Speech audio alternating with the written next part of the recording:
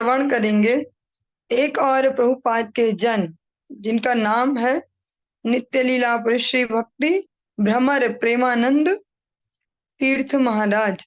जो हमने लास्ट चरित्र भी सुना था, श्रवण किया था, और उनके ही जो ये उनसे ही इन्होंने त्रिदंड संन्यास ग्रहण किया है। लास्ट में जो आपने श्रवण किया था कि पुजारी जी हैं और भगवान जाने वाले वहां से भगवत विग्रह है, भगवान से कहते हैं कि मैं यहाँ पर फांसी लगा लूंगा।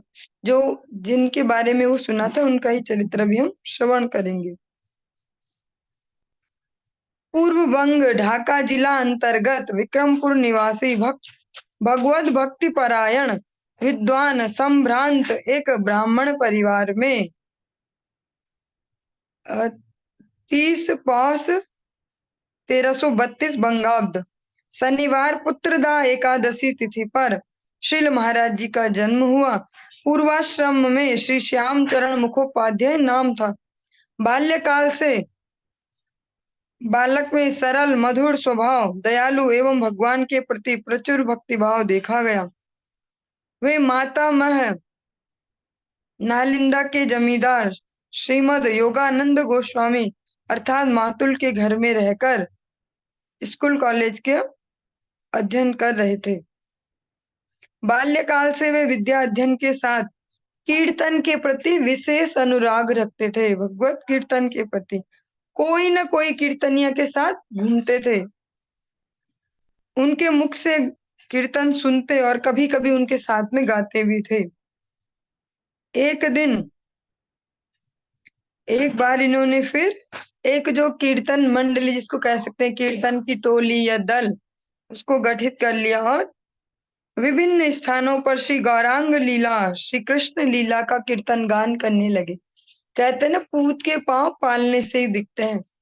तो जितनी कम एज से हम अपने अपने जो हमारे रुचियां हैं उसके फील्ड को डिफाइन कर लें कि अच्छा ये उसमें आगे बढ़ाते जाएं अपनी रुचि को, तो फिर उसको ही हम भगवत सेवा में भी उस रुचि को लगा सकते हैं।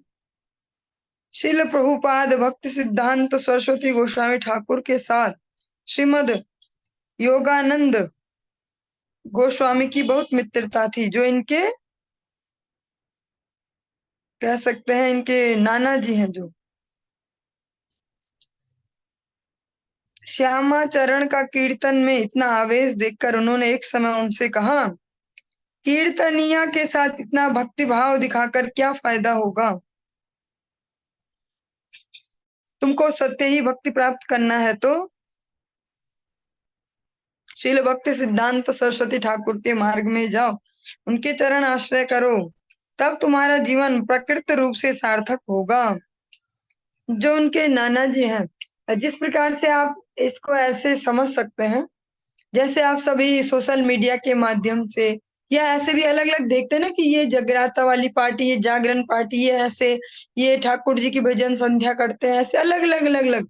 अब तो सोशल मीडिया का जमाना है तो बहुत सारे आप देख पा रहे होंगे। इससे पहले भी जब हम छोटे छोटे भी थे तो टेलीविजन के माध्यम से बहुत सारे ऐसे आते हैं कीर्तनियाज। वो लगता कि ये कीर्तनकारी है, बहुत अलग अलग सुर लहरियों में बोलेंगे, आंसू बहाते हुए बोलेंगे, ऐसे ऐसे। जीवन में वो होगा नहीं, किसी भक्त के अनुगत्य में जीवन नहीं बिता रहे होंगे, अनुशासन में नहीं होंगे, सेल्फ से बस हम हैं भक्त, हम गाते हैं, हम रोते भी बीच बीच में ठाकुर जी बोल के, ऐसा ऐसा। तो जो ये जिनका हम चरित्र सुन रहे हैं, बचपन से इनको कीर्तन का एक प्रकार से बोल सकते शौक था। कीर्तन वालों के साथ चले जाओ, कीर्तन सुनो, कीर्तन करो, तो और कीर्तन में भाव भी दिखाएंगे। तो इनकी नाना जी ने बोला ऐसे जो बोल सकते हैं एक्टिंग वाला भाव दिखा के कीर्तनियों के साथ में कोई फायदा नहीं है। सच में भक्ति करनी है तो भक्ति सिद्धांत तो सरस्वती गोसाई ठाकुर के पास जाओ, उनका चरण आश्रय लो। यह सुनकर श्री श्यामाचरण को बहुत अच्छा लगा और श्रील प्रभुपाद का दर्शन करने के लिए मन में बहुत अभिलाषा हुई। एक दिन अपने नाना जी के साथ ढाका वाडिया मठ में श्रील प्रभुपाद के पास आए। उनका दीर्घ काय, आजानुलंबित भुजा, अति मर्त्य महापुरुष, ज्योतिर्मय तेज पुंज दिव्य दर्शन और श्री मुख से हरिकथा श्रवण करके श्री श्यामाचरण अत्यंत मुग्ध एवं आकृष्ट हुए। उसी दिन श्रील प्रभुपाद के चरणों में आश्रय लेकर नाना जी के संबंध से, मतलब उनकी सोर्स लगा के या उनको इंट्रोडक्शन देके कि वो है मेरे नाना जी, वो मेरे नाना जी हैं। उनको श्री हरिनाम प्राप्त हुआ। श्रील प्रभुपाद की कृपा प्राप्त कर नाना जी के साथ अपने घर लौट आए। श्री श्यामाचरण श्रील प्रभुपाद का दिए हुए हरिनाम में निष्ठा पूर्वक मालामित जप करने लगे। कभी कभी ढाका गौड़िया मठ में जाकर पाठ कीर्तन श्रवण करते थे और एवं विशेष कोई अनुष्ठान में अपने सहपाठी को लेकर मठ में कीर्तन गान गाकर सुनाते थे। जब श्रील प्रभुपाद ने अंतर्ध्यान लीला की तो जो ये श्यामाचरण है, ये फिर इन्होंने बेलगाछिया, कोलकाता में बेलगाछिया गौड़िया मठ में आकर, जिनका हमने इससे पहले जस्ट पहले चरित्र श्रवण किया, कृष्णानंद महाराज, उन वहां आश्रय लिया उनके मठ में और वहां पर आए। तब तक इनको पता नहीं है कि इनका प्रभुपाद से कोई रिलेशन है। एक समय श्री कृष्णानंद महाराज जी के साथ उनके कमरे में बैठकर बातचीत करते समय श्रील प्रभुपाद का विग्रह, फोटो विग्रह देखकर पूछा, वे आपके कौन लगते हैं? तब महाराज जी ने कहा, वे मेरे परम आराध्यतम गुरुदेव श्रील भक्ति सिद्धांत सरस्वती गोसाई ठाकुर प्रभुपाद हैं। श्रील श्यामाचरण श्रील महाराज जी के मुख से अपने गुरुदेव का परिचय पाकर अत्यंत विगलित हृदय से उनके चरणों में गिर पड़े। एक दूसरे को हृदय से लगाकर प्रेमाश्रु बहाने लगे। उसके बाद श्यामाचरण अब घर नहीं लौटे। श्रील महाराज जी से वहीं पर ही उन्होंने जो ब्राह्मण दीक्षा है वो प्राप्त की और वहीं रहने लगे। फिर उसके बाद उनका नाम हो गया श्यामदास ब्रह्मचारी। श्रील प्रभुपाद से उन्होंने हरिनाम दीक्षा ग्रहण की और जो कृष्णानंद महाराज है इनसे ब्राह्मण दीक्षा। श्रील महाराज जी अपने गुरु भ्राता को पाकर बहुत प्रसन्न हुए और उनको मठ का सारा दायित्व सौंप दिया। उसी दिन से श्रीपाद ब्रह्मचारी जी श्रील महाराज जी के पास रहकर सेवा करने लगे और अंत में उनसे ही उन्होंने त्रिदंड संन्यास ग्रहण किया। फिर नाम हो गया श्रीमद भक्ति भ्रमर प्रेमानंद तीर्थ गोस्वामी महाराज। संन्यास, जब इनका संन्यास हुआ तो जिनसे संन्यास लिया 3 महीने बाद ही इन्होंने नित्य लीला में प्रवेश किया। फिर श्रील तीर्थ महाराज जी भी श्रील गुरुदेव के आदर्श अनुसार भजनानंदी के रूप में एकांत भजन में डूबे रहते थे। इस प्रकार से हमने कल उनका चरित्र श्रवण किया था। वे एकांत भजन प्रिय थे। इसी प्रकार उनका अनुसरण कर इन्होंने भी एकांतिक भजन में ये डूब गए। वे त्रिकालदर्शी थे। मंदिर में श्री भगवान को कब क्या भोग लगता था, उनको क्या क्या कष्ट दुख होता था, महाराज जी को सब पता चल जाता था। जगत और जगन्नाथ दोनों के बारे में भूत भविष्य महाराज जी को पता होता था।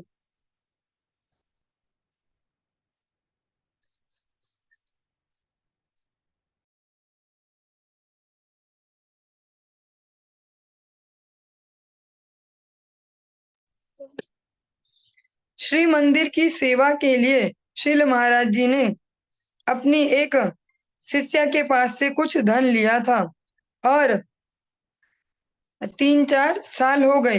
मन में सोचा बहुत दिन हो गए उनको रुपया वापस नहीं किया। एक दिन सुबह सुबह श्रील महाराज ने अलौकिक रूप से वहां पर गए उनके घर पे और पैसे देके और आ गए और कुछ भी बात नहीं बोली। उस समय उस शिष्या की बहू बेलगाछिया मंदिर में श्री महाराज जी के पास बैठकर कथा सुन रही थी। जो सीन है वो ऐसा है कि मॉर्निंग टाइम है और महाराज जी बहुत दिन से चिंतन कर रहे थे कि उनको पैसे नहीं दिए, 3-4 साल हो गए वापस।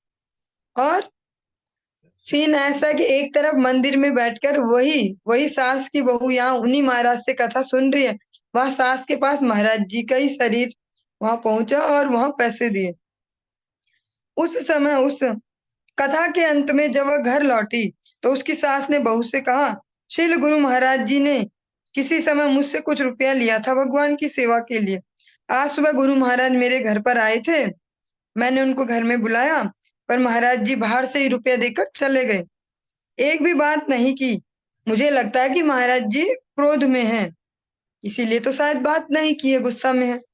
यह सुनकर उनकी बहू ने कहा, माँ, आप जिस समय की बात कर रही हो उस समय तो महाराज जी मंदिर में भगवान की अर्चन पूजा के उपरांत हम सबको कथा सुना रहे थे।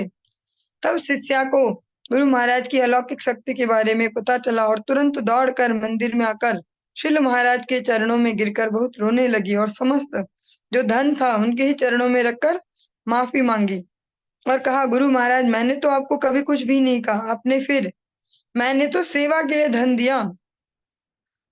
इस घटना से जो शिल महाराज है उनके अलौकिक जो भजन के जो प्रभाव है उसके बारे में सबको पता चला।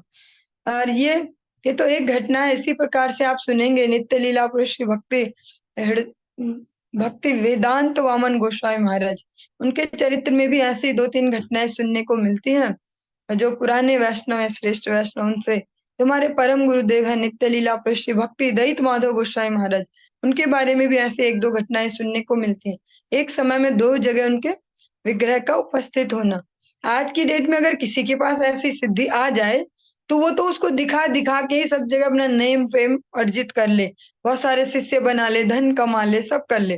लेकिन जो भगवान के भक्त होते हैं उनके पास सब कुछ ही है, सारी शक्तियां हैं, अष्ट सिद्धि नवनिधि सब कुछ है, लेकिन वो उसका प्रदर्शन नहीं करते। ये भी हम ये कथाएं जो सुन रहे हैं ये अब सुन रहे हैं, जब वो लोग चले गए उस समय उन्होंने ये नहीं किया कि बस सब में फैल गई बात और सब आ गए वहां मालाएं लेके, धन लेके, इस प्रकार से। जिनको वो पता भी चला, जो हम सुनते ना सबको पता चला, वो भी सबको नहीं बताते थे, वो 2-3 ही लोग होंगे ज्यादा से ज्यादा, वो किसी को नहीं बताते। ये सब बातें जब वो चले गए जो उनके भगवान के धाम, तब ये बातें आगे बताई जाती।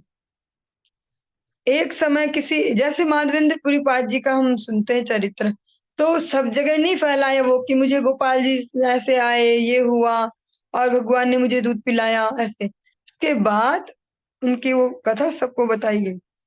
एक समय किसी एक भक्त ने, और एक सुंदर सी घटना और सुनेंगे, बहुत ही सुंदर कथा प्रसंग है।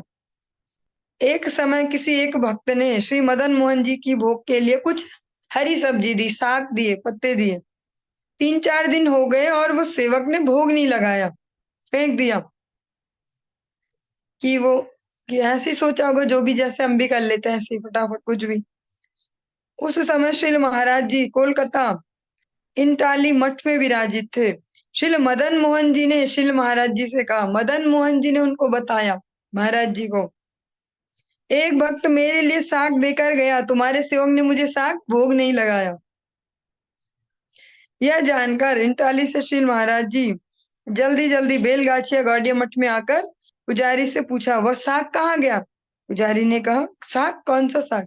अच्छा, वो साग जो कोई दे के गया था। बोला, वो तो सूख गया इसलिए मैंने फेंक दिया। यह सुनकर श्री महाराज ने रो रो कर जो जहाँ फेंका होगा जगह में, खाली जगह में, खेत वेत में, वहां से साग उठाकर अपने हाथों से धोया और बनाकर मदन मोहन जी को भोग लगाया और भगवान के चरणों में बार बार माफी मांगी। ये तो हम सभी ध्यान रखते हैं और रखना भी चाहिए। जिस प्रकार से जो भी भक्त अपनी श्रद्धा से भगवान के लिए कुछ भी भोग के लिए अर्पण करते हैं, उसको निश्चित ही भोग लगाने का प्रयास किया जाता है, क्योंकि क्या पता भगवान ने किसके दिमाग में कौन सी इच्छा भेजी अपनी कि मुझे ये चाहिए। तो जो भी भक्त भगवान के निमित्त कुछ सेवा देते हैं भोग लगाने के लिए, प्रसाद, उसको भगवान को अवश्य भोग लगाया जाता है और लगाया जाना चाहिए।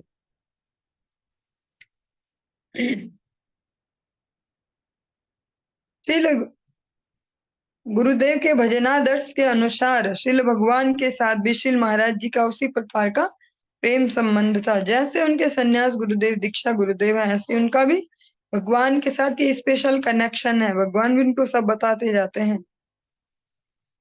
अंत में एक दिन श्रीपाद गोविंद दास ब्रह्मचारी का हाथ अपने हृदय पर रखकर कहा, मेरा समय हो गया, मैं जा रहा हूँ।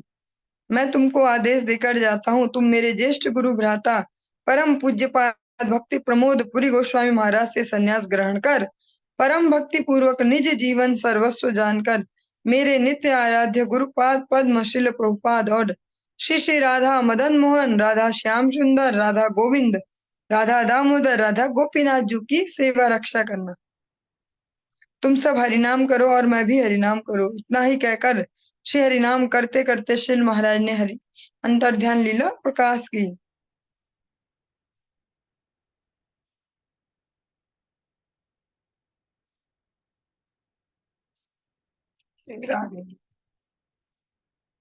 चलिए एक और मंगलमय चरित्र हम श्रवण करते हैं।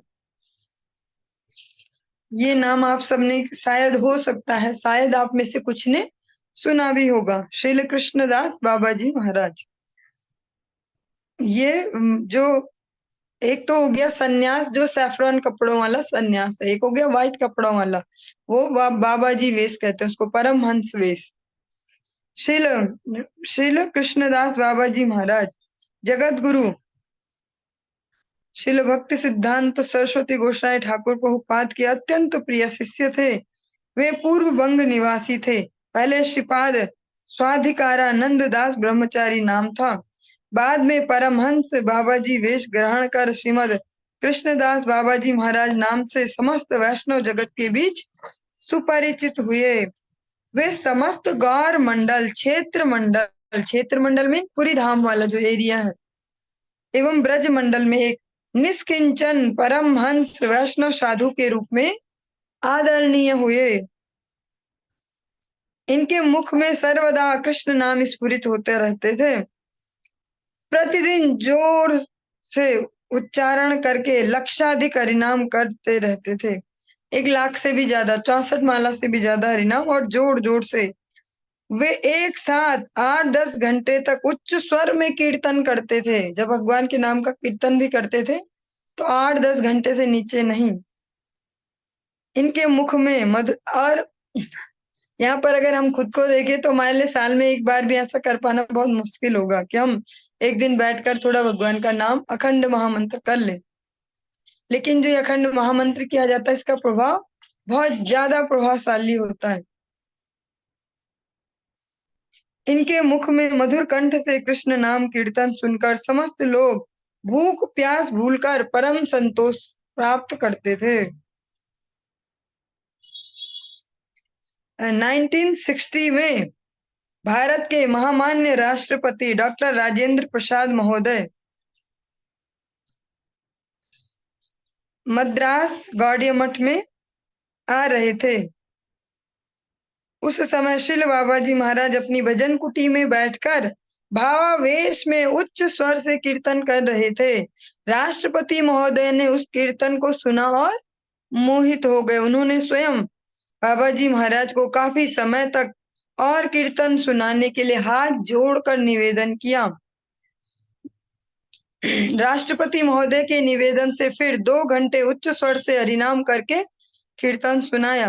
बाबा जी महाराज के मुख से इतना भावमयी मधुर कीर्तन सुन के राष्ट्रपति महोदय ने आंखों में आंसू बहाकर अत्यंत विवल होकर कहा, आज मैं मानता हूं कि संसार में परम सत्य सच्चे साधु अभी भी हैं। ये बात हो रही है किनकी? जो हमारे देश के प्रथम राष्ट्रपति डॉक्टर राजेंद्र प्रसाद, उनकी बात हो रही है। ये जो चरित्र आप लोगों को सुनाए जा रहे हैं, सुनने में एक अजीब अजीब भी लगता होगा, कहाँ किसका नाम बोल रहे, क्या सुना रहे, वो ऐसे पैदा हुए, उनका ऐसा हुआ, ऐसा हुआ, ऐसा क्या हो गया। लेकिन आने के पीछे एक और लॉजिक भी है। जब तक हम इन वैष्णव की महिमा को ठीक से सुनेंगे नहीं, इनके प्रभावों को सुनेंगे नहीं, तो खुद में भी एक, जो बोल सकते हैं, एक डाउन वाली फीलिंग रहेगी, इनफीरियर फीलिंग। पता नहीं कहाँ से जुड़ गए हम, कौन सी संस्था, ये गौड़ी मठ, ये झंझट बड़ा है, ये छोड़ो वो छोड़ो, बाकी संस्थाएं देखो और कुछ नहीं, छोड़ो मजे से भगवान, आंख बंद करो भगवान देखो, है ना। ये सब चरित्र सुनाने के पीछे एक और लक्ष्य भी है। एक तो जो इसका मुख्य लक्ष्य है वो हमारे मन के कलमश को धोना, वैष्णव चरित्र को श्रवण करके। और जो गौण है वो ये भी है कि हम इनकी महिमा को जाने कि इनका कितना तेज है, इनका कितना प्रभाव रहा है अपने समय में। हम अलग अलग चरित्रों में सुन पा रहे हैं, किसी के पास कोई राज्यपाल, कोई मुख्यमंत्री जा रहे हैं, कहीं प्रधानमंत्री, या हम सुनते राष्ट्रपति तक आ रहे हैं जो इन सेंटर्स में और कीर्तन का आनंद ले रहे हैं।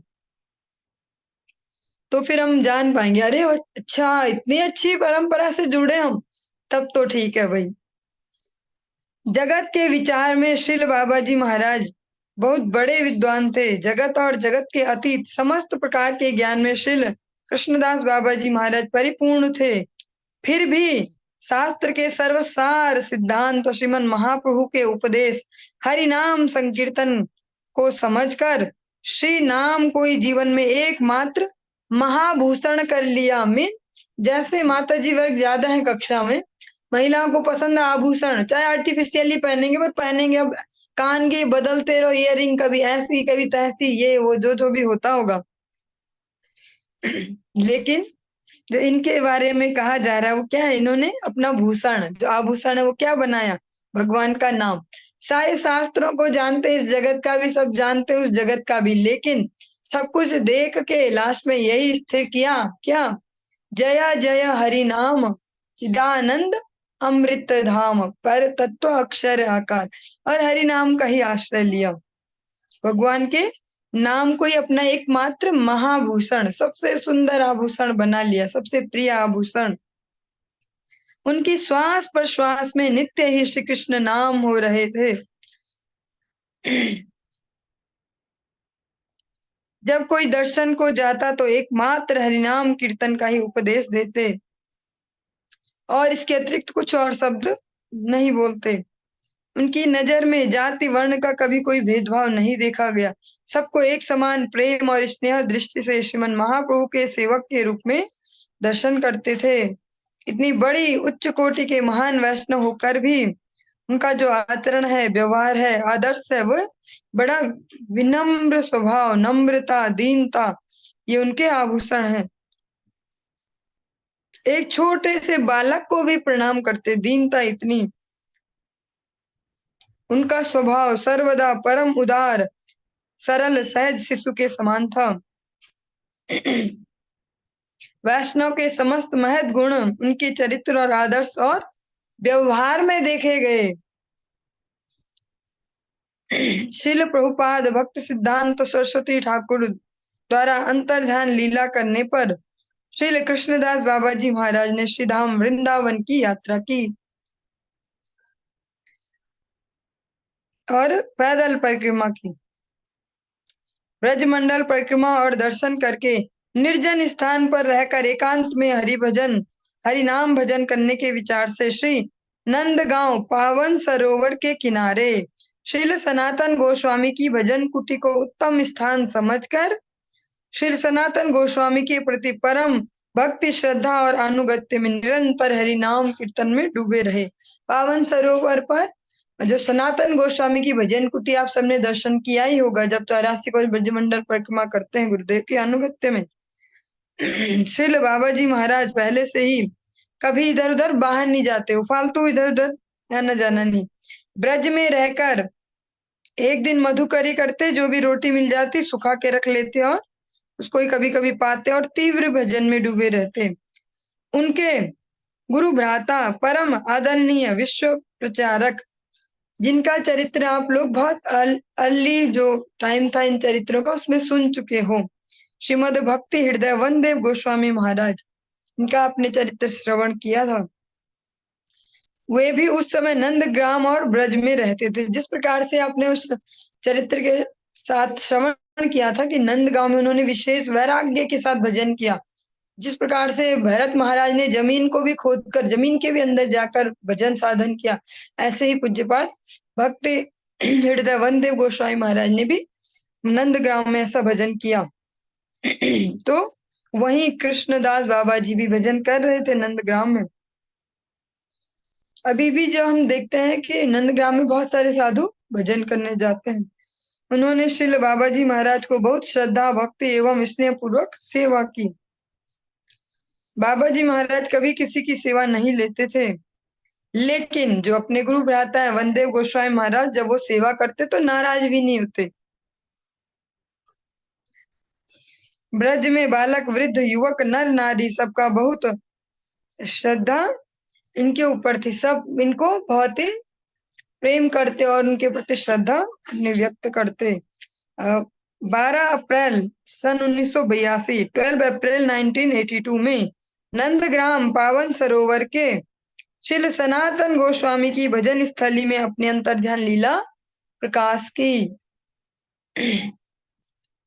चलिए आज के इस प्रसंग को यहीं पर ही विराम देंगे, आगे कल कंटिन्यू करेंगे। हरे कृष्ण।